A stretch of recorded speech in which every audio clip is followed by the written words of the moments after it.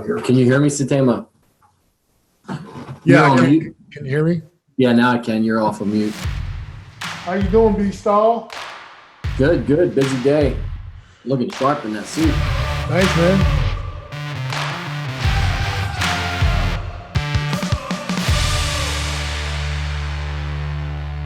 All right, everyone. Bryan Stahl here.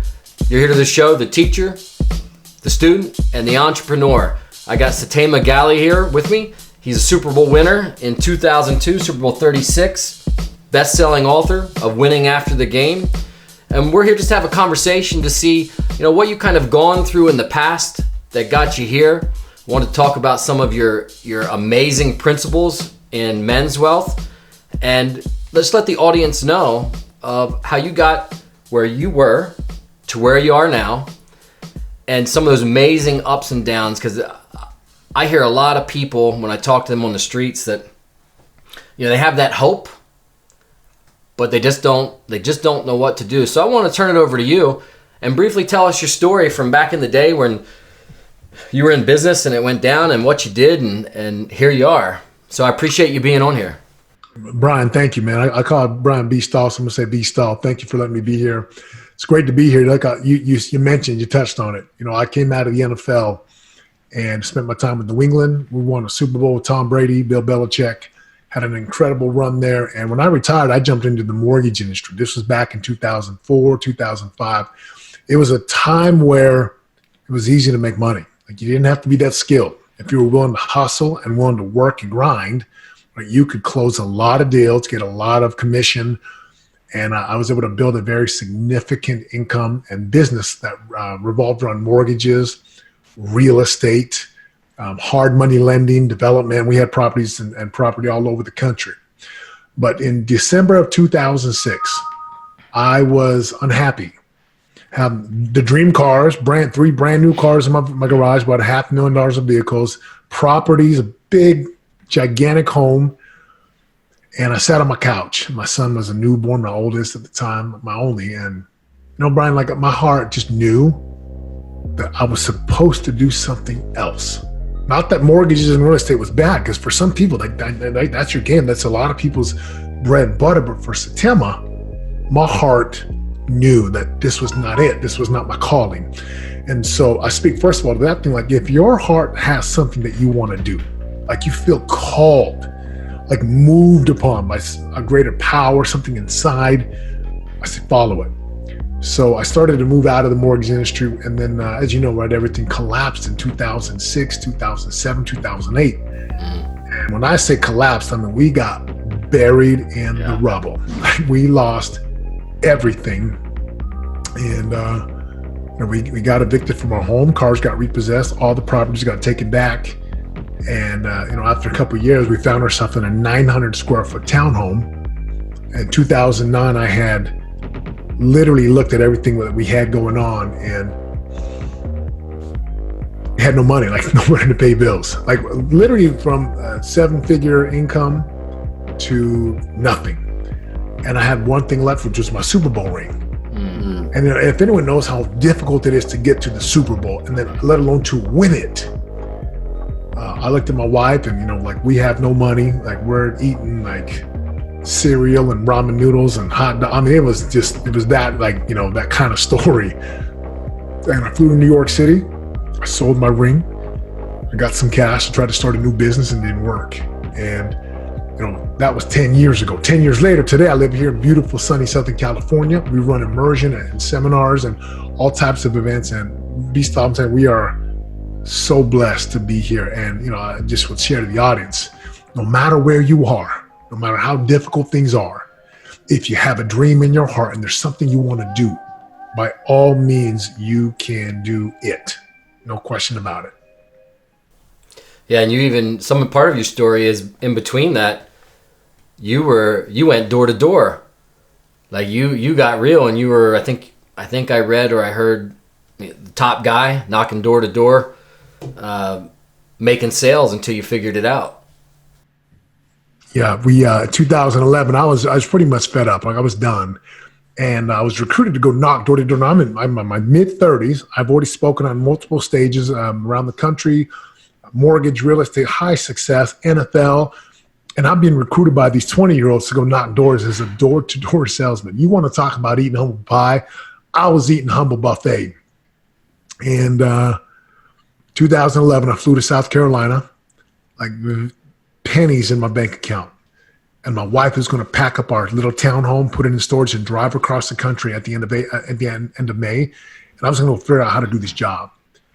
And that summer, brother, I rolled up my sleeves again, and I learned how to be a salesman. Yeah. Door to door, overcoming objections, being dropped off in a neighborhood, knocking on a door, and within 30 to 45 minutes, having a technician come in and install the smart home automated security system. And like every kind of neighborhood, from Greenville, South Carolina to Augusta, Georgia, down to, all over Georgia. And that was, as difficult as that summer was, and this is what I want listeners to hear. Like, you talked about the intro of this. How did I get here from where I was? Those trying times, those difficult times, they are the most important and critical times because they shape you, they reform you, they refine you, right? They peel off all the things that you don't need, and they remind you of what you can really do. So for 2011, 2012, and 2013, I was a recruiter. I recruited big teams. We had big sales teams, Iowa, Texas, Bakersfield, California. And, it's a summer job. So we're living out there from middle of April till the end of August, sometimes into September, right? Half of the year. And I had guys and gals from 19 years old all the way up to 55 years old. Big sales teams and running meetings every day and apartments and leases and, city, all the different things we needed. And I'll tell you right now, those 3 summers, I would do it all over again. It was so hard. It was so humbling. I was now 38 years old.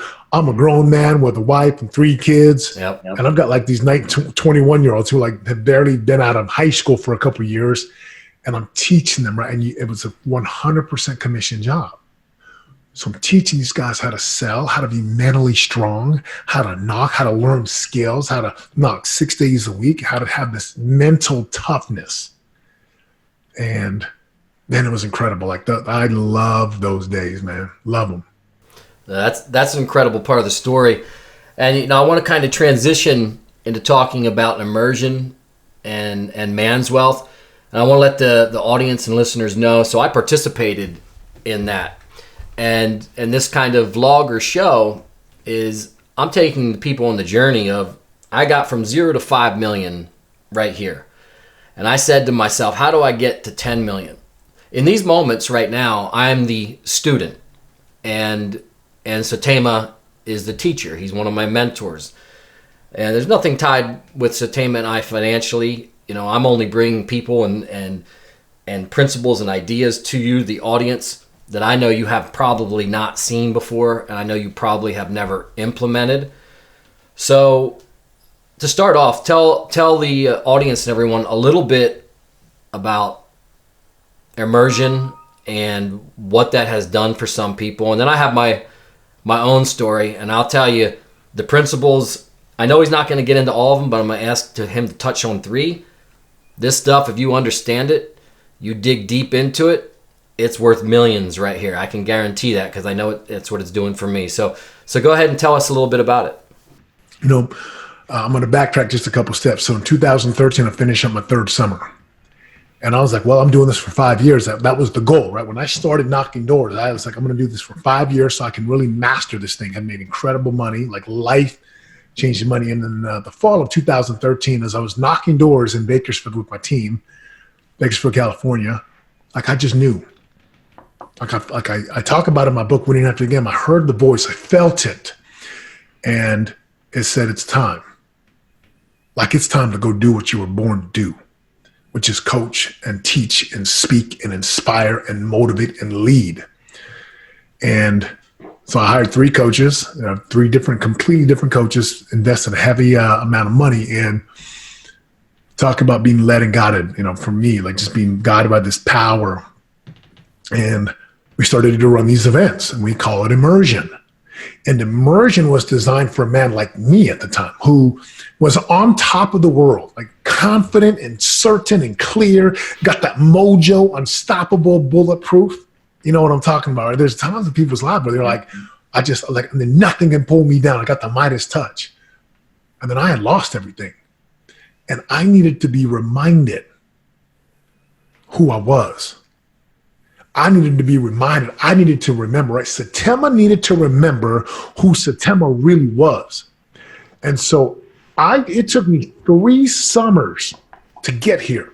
And I knew, well, like most people don't have 3 summers. I'm talking to men who are in their late 30s, 40s, 50s, men who are at a midlife crisis, men who they just know there's another level. Maybe things are really good. And so we created what we call Man Wealth Immersion. And it was a 4-day experience, and more like a 5 to 6 week experience, or coaching beforehand to give you the principles, to remind you to pull off all the lies and all the pretending and posing and posturing, and then to come into the experience what you experience, which is the final week, and to go through this brutal boot camp where you're broken down, where you learn and you're reminded that you can do way more than you think you can. Yeah. Physically, spiritually, relationally, financially, emotionally. And, we used to do it for 5 days. It used to be 2 days. And we finally figured out, like, for us, the perfect mix was 3.5, which we call 4 days, 4 to 5 weeks before. So now they've got this comprehensive thing. And, look, it's one of the hardest things you've ever done. It's like a mix of professional sports and military. I've never been in the military. Coach Nate has. Yeah.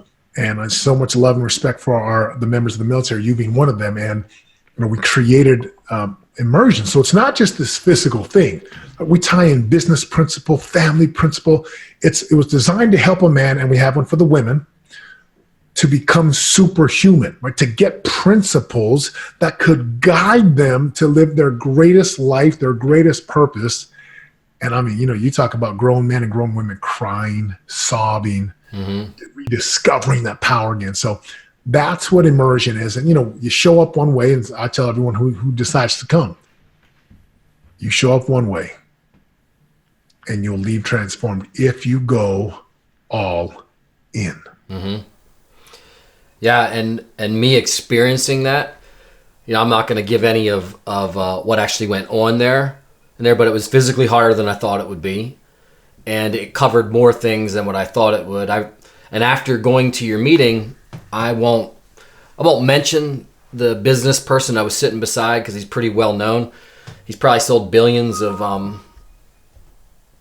dollars worth of products. And we were talking. He works like 15, 16 hours a day. He's probably 60, 70 pounds overweight. And I was just sitting there wondering to myself, I was like, I wonder if he's really happy, because when we talked about, you touched on those 4 quadrants, you could make tons of money, right? But it doesn't matter if your health is bad. You could make tons of money or your health is bad, and it doesn't matter if your relationship isn't on point. And, then from the spiritual side as well. So what I've really uncovered, it's like you have to be in the moment and conscious of everything at once, because all the money in the world isn't going to matter at the end of the day. And I'll tell the audience too, Setema, he's like a magnet, such a powerful personality. And when you talk to him, and when he's talking to you about immersion and things like that, you might not understand what you're getting into. But I went, my wife went, I have a lot of friends that went. And again, I have nothing to do with this financially. I highly recommend you check it out. If you're kind of sputtering in health, sputtering in business, you don't know what your why is, you're not clear on your goals, your relationship is stale, you should really do it. And I want to lead this into, a few of the principles. And whenever I'm trying to teach, when I turned into a teacher, I'm trying to teach people that I work with about making money. Principle 3 always comes in. I find, I want to know your opinion and what you think.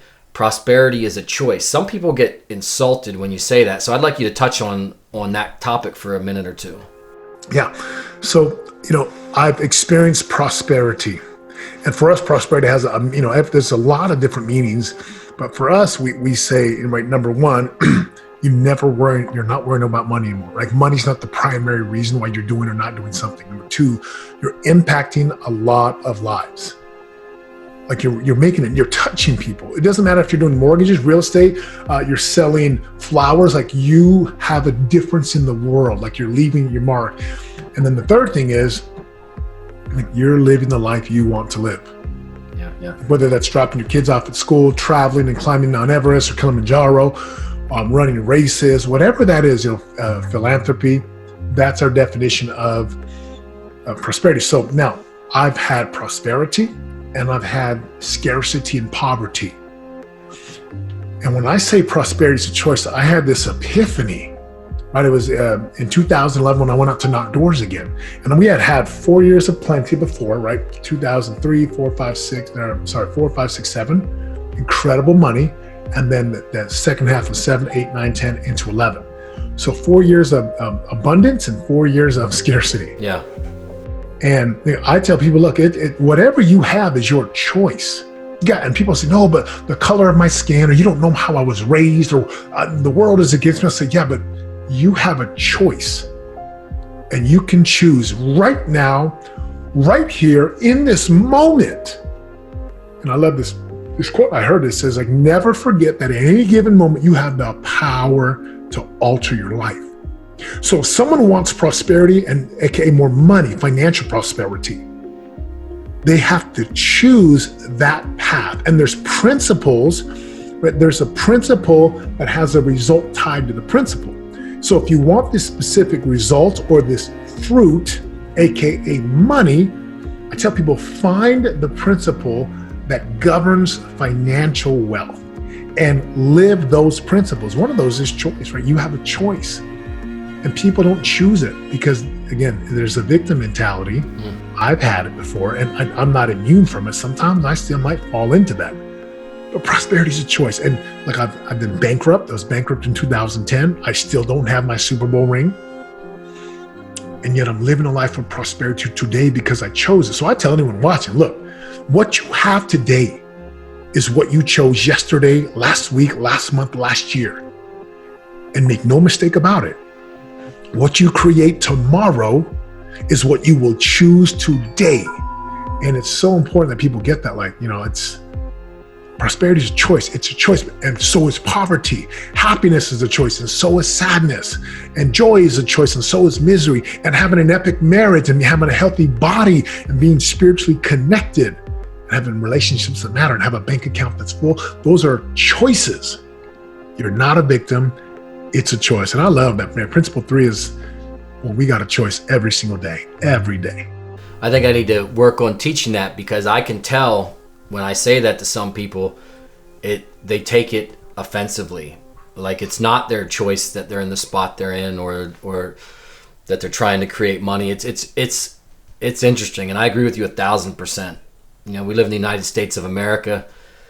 And if you grow up in the poorest neighborhood, there's opportunities still everywhere for you. And at least go ahead. Just to add to that, Bryan Stahl. Look, let's say someone's listening to this and like, yeah, but like I'm single mom, I've got 3 kids, I'm working overtime. And I would tell people, right, there's another principle, right? That the principle number 9 is dollars follow value. You just jumped to my next principle, but go ahead. Go ahead. We were about ready to lead into it, so let me cross this one off. All right, go ahead. Please. Principle number 9, yeah?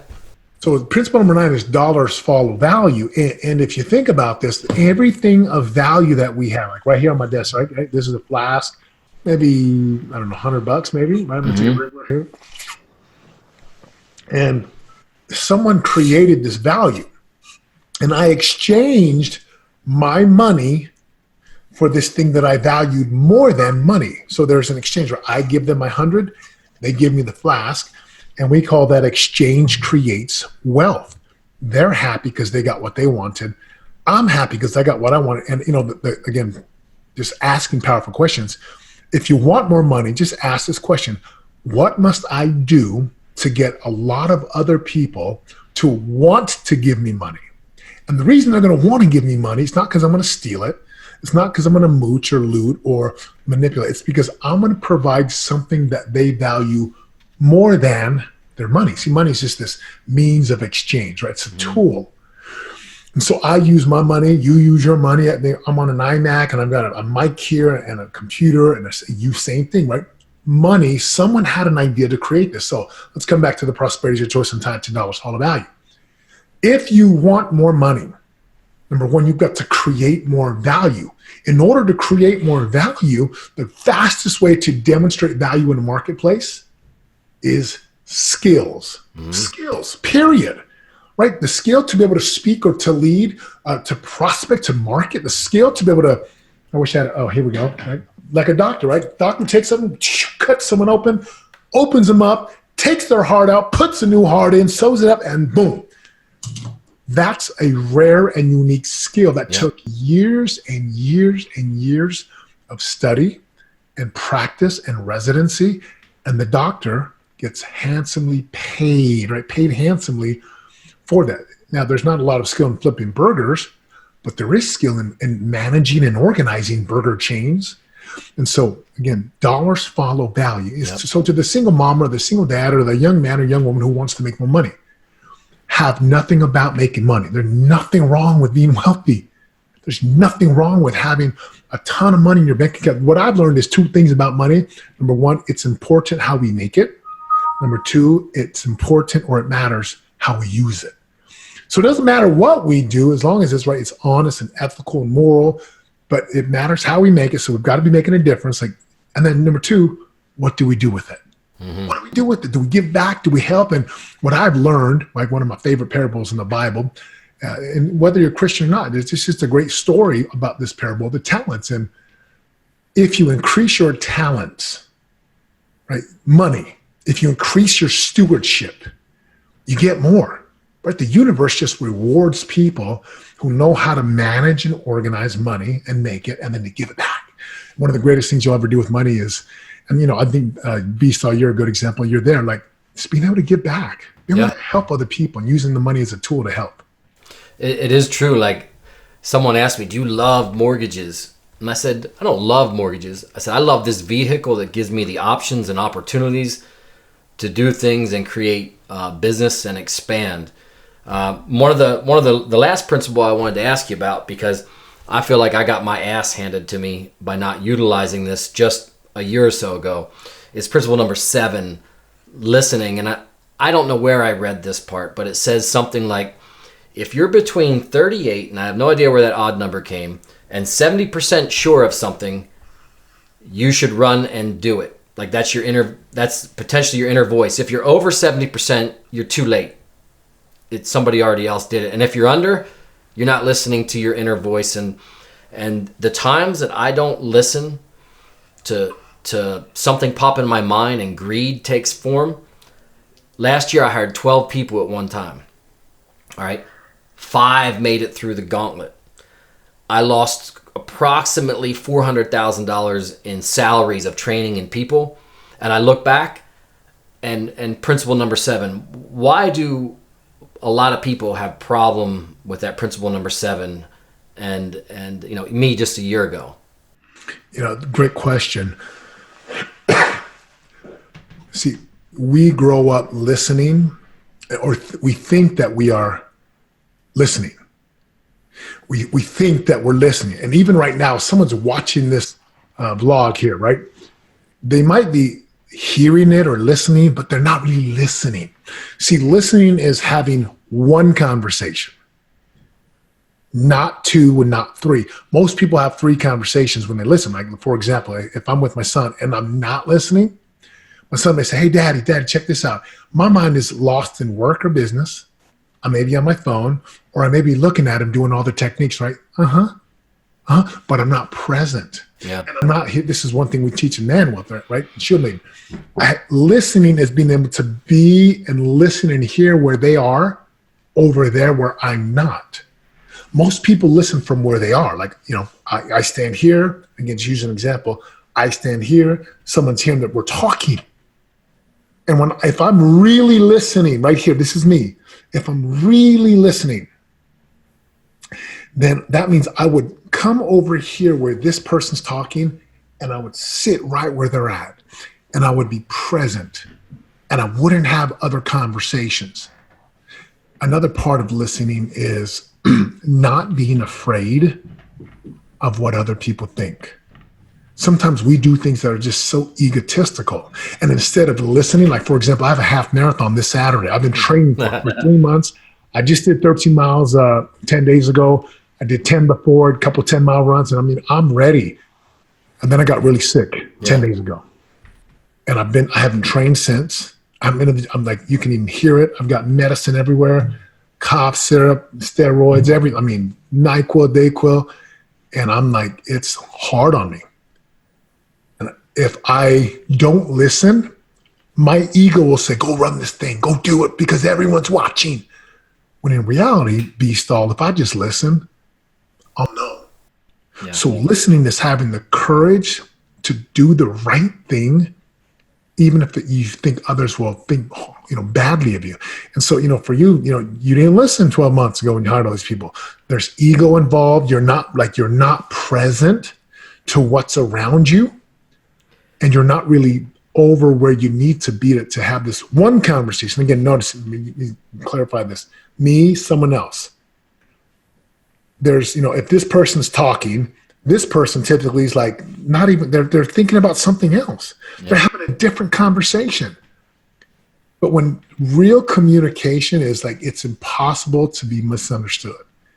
And I love this principle. Like I talk about it heavily in my book, Winning After the Game, listening to the voice, listening to that gut instinct that like really listening.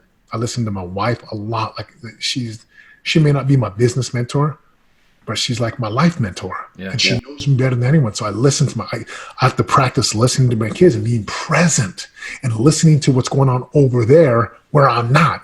And I think if people had this one skill, like if you just had this skill of just truly listening, being present, listening to what's going on over there where you're not, and really seeking to understand, like communication would just go so fast and it would be so amazing and like life would be incredible. Yeah, it's true. Looking back on it, and you're talking about listening, I'm thinking of all the people I hired at that moment, the ones that had like 8 jobs in 2 years. I said, my voice said, that's a problem. My ego said, I can get these people to where they need to be. I know I can. And then my mind started saying, if they can produce this is the amount of money I'm going to make. And then they kept coming to me over and over. And I got my rear end handed to me. So it was a big lesson. And then what we talk about too is, where is the gift in that lesson? At the end of the day. So I look at it, I have a few awesome people that made it through and they're a great fit. And they're going to be part of this journey from that 5 to the 10 million, and they're just great. So I'm glad I went on that little bit of a tail run, hiring all those people, and now I know to listen to that. And it's really simple principles of things of what you should look for in that. And I wanted to tell the audience, like, I think a lot of people don't understand how important it is of who you have, and I'm taking this line from you, who you have in your huddle. And I can actually get on the phone and text Setema or give him a call. I have on my phone winner of a Super Bowl, a guy that is, if you hear him speak in any events, usually when people walk out, he's talked about as being one of the top 1 or 2 speakers out there, and he's genuine and he's sincere. I really think I want to share you with everyone else, because I think your message, the principles we touched on, they expand into every part of life.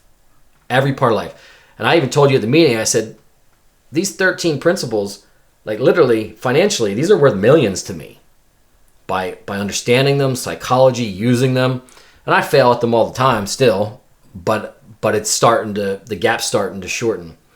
So I want everybody to know, 1, how can they get in touch with you if they ever want to hire you as a coach, come to immersion, or just hear about what you have to say? How can we introduce you to the people? Now, mind you, people, this man, I'm telling you right now, he's my mentor, and I have a $5 million business already, and I'm going to go to 10, and he's part of it. So here's your chance. How do they get a hold of you? Thank you. My website is just my first and my last name, Setema Gali, SETEMAGALI.com. You can follow me on Instagram at Setema Gali. You can find me on Facebook. I've got a podcast called Your Daily Revolution, right? This daily revolution, this daily wake up. That's on iTunes, Stitcher, SoundCloud, Spotify, YouTube. And just go to my site, setemagali.com. And if, there's plenty there. You can find me, social media. And like, I love, B-Style, I love to help people. Like, it was a joy, and it is a joy working with you right now for our contract and our time together. And I know that when that time finishes, like, we'll be creating things together. Yeah. I believe in that. You said it, right? It's something I believe in. Who's in your huddle? Tom Brady was in our huddle, right? I was on that team with Tom, and he's still playing. But, one of the greatest things that will influence and impact your life more than almost pretty much anything else is who you spend time with. More than what you watch, more than what you read, more than what you listen to. Because when you are with people, you watch them. You take on their tendencies. So if you hang out with healthy people, you're going to be more healthy. Like, notice, like, birds of a feather flock together, like attracts like. That's why when you see healthy people, they're together. You see wealthy people, they're together. You see happy people, they're together. Why? Because that's who they want to be around. So you will become, like, this is nothing new. You will become the 5 people you spend the most time with, you'll become like them. And so this is why, you want to hire up, you want to level up. And one of my mentors said, if you want to change and transform your life radically, change your playground, change your playmates. And that has stuck true to this day. And, setemagali.com is my website, Instagram, Facebook, LinkedIn, my podcast. And like, if there's any way I can provide value for you, I'd love to. And it's such an honor to be here with you, Bryan. I really appreciate it. It's a lot of fun. I'm going to end it with 2 things. One, I did get in trouble when I was on another podcast, and I said, you know what? I had to become real with myself, tell the truth to yourself. And I said, I'm a 5 swimming in a sea of 3s thinking I'm a 10. And oh boy, all my friends started texting me, stuff up. And before I said that, I was like, so I had to smooth that stuff over. But it is true. Like if I'm 20 pounds overweight and I'm the fittest guy out of my friends, I'm probably not going to reach up any further. And so it's true that with any in life. And lastly, there was one thing that you weren't able to help me with. And so I'm having a son in September, and we're trying to think of a name for our son, trying hard. So I said to my wife, I'm going to reach out to Setema because, we're looking for a different, unusual names. And he gave us a list, and I would say 6 or 7 out of that list, I couldn't even say. So, but I appreciate the attempt. And I'm telling you what, this guy's the real deal. If you have a chance to connect to him, you definitely should do it. And Setema, I appreciate it. And just to let you know, you're the first person on our show, and I wouldn't want anyone else to be the first because I think you bring a ton of value to the market. And I wish you well, and I thank you very much. Thanks so much, man. Blessing to you, my brother. Thank you. All right, have a great day. Thank you.